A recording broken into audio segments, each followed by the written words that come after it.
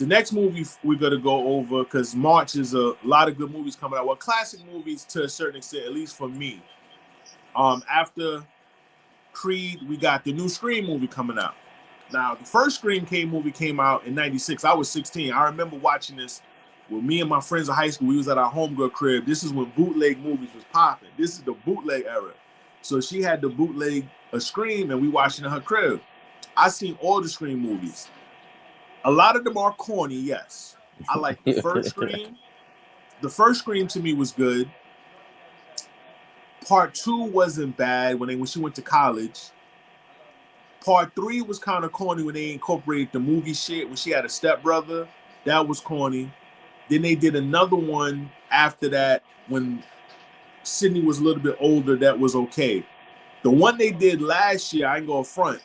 There's a lot of new characters in it. Shorty from, I don't know if you watched the show Wednesday on Netflix. I didn't finish watching it. Well, Wednesday, she's in Scream. She was in the first one. She was in last year's, in the 2022 one.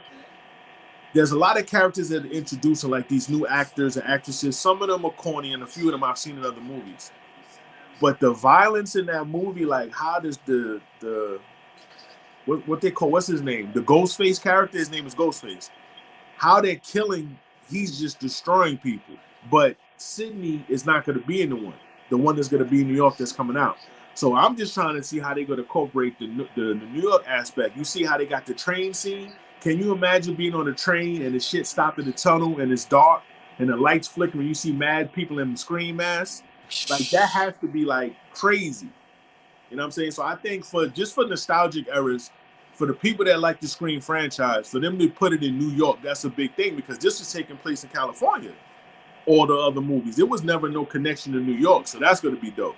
And this is the girl come, because there was the Nazi, wasn't the Noxzema girl in there? Yeah, but she got killed. She got killed in the first one. That was Sydney's friend. No, I'm sorry, no. The Noxzema girl was from whatchamacallit, Urban Legends. That's the Noxzema girl. She was from the movie Urban Legends.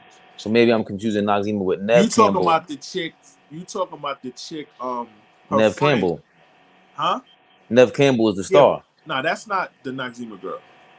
Right. Oh, okay. The Noxzema girl is from that Heavy D video, I Got Nothing But Love For You. And she was in the movie Urban Legends that came out, I think, 99. Okay. The Scream is like... Or 97, one of them shits.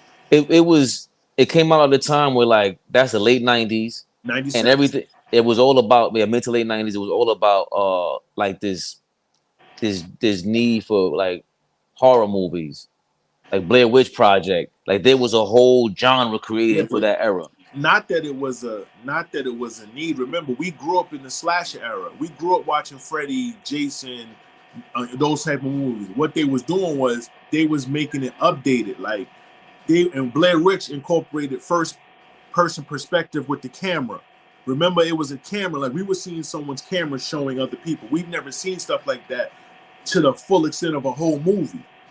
The Scream was just picking up from where it started in the 80s with Jason, Michael Myers, Texas Chainsaw Massacre, Sleepaway Camp, all that stuff. You're just pulling from that. Well, remember, Wes Craven was behind that. Wes Craven was behind Scream. I didn't even know that. Yeah, Wes Craven was behind Scream. That Wes Craven, and you know what he's known for? He's known for horror movies. Mm-hmm. I don't know if he's still producing them now, but I know the first Scream, Wes Craven was behind it, I believe. And you know, he's a legend in horror. Scream movies. John Carpenter, Wes Craven, I thought it was Wes Craven. One of them, somebody's behind it. One of those horror guys is behind it. Which movies did Scream movies did Wes Craven write? 94? No, 96, 97.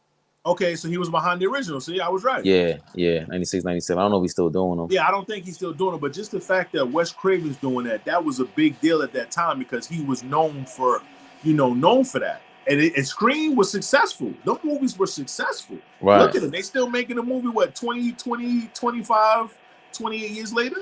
Right. I was looking at the budget for Blair Witch Project, and I remember them saying that it wasn't much. It wasn't a big budget. Right. I said it was 60,000 or 200,000. There's two different numbers here.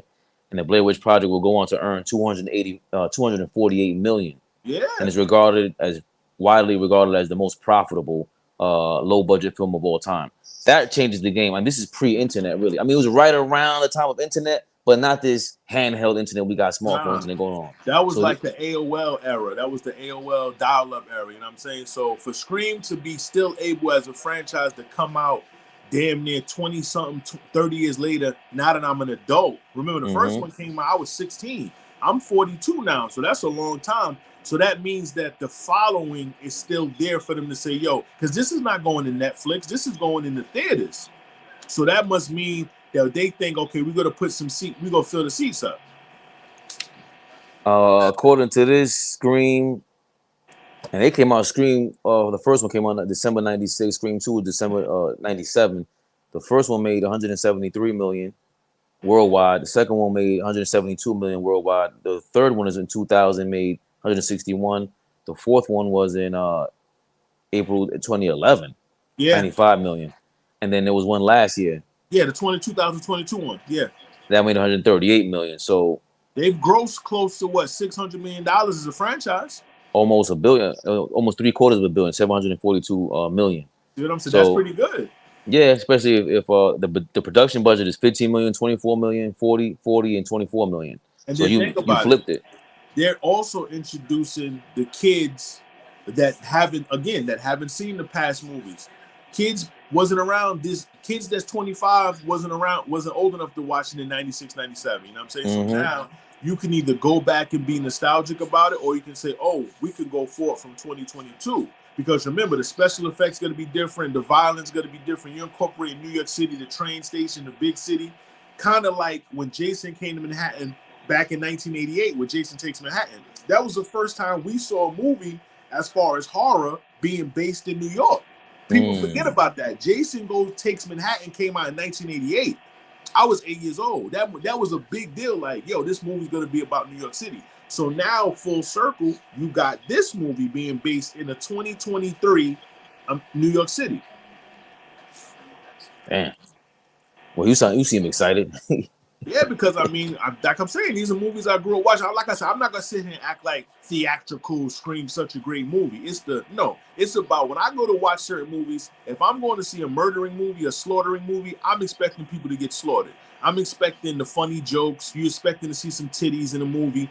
It's a horror movie, so I'm expecting to see certain things. I'm just going to see how they do it as far as the New York aspect, because you could be in a club, the killer could get you in a club, he could get you in a restaurant, he could get you on a train, he could get you in a crowded street because it's New York City.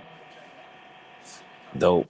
You know what I'm saying? Can you imagine being a Knick game, you trying to go to the bathroom, someone in this like killing somebody in the next door, and it's a Scream movie? I'm about to go to a game on Monday, bro. you going to who they play Monday? The Celtics. Oh, that's a good game right there. Okay. Hell yeah. And you know they play the Celtics tough. And yeah, listen, my man Tatum, man. Last game, Randall killed them. I don't want to veer off. I also don't want to think about getting stabbed to death in the next door at Madison Square Garden. Remember in Scream Part 2 when your man Omar Epps went in the bathroom and he heard the dude and the dude stabs him in the head from the next door? Exactly. And look, you know what makes that even scarier? James Dolan has the facial recognition at MSG, so if you got a Scream mask on. Now, when I went to MSG, I had my face covered, bro. I cover my face. He ain't see me. He saw my eyes. He ain't see not me. Next thing you know, they saying I stole some boxes like Craig from Friday.